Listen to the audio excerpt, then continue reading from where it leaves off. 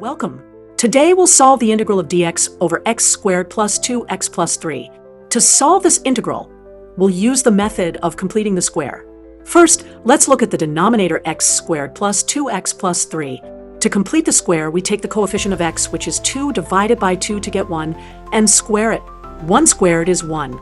Adding and subtracting 1 from the expression doesn't change its value. Now, we can rewrite our integral in terms of this completed square form. This puts it in a standard form that we recognize. The integral of dx over u squared plus a squared, where u is x plus 1, and is the square root of 2. Let's substitute u equals x plus 1, and it equals square root of 2. This gives us our final answer.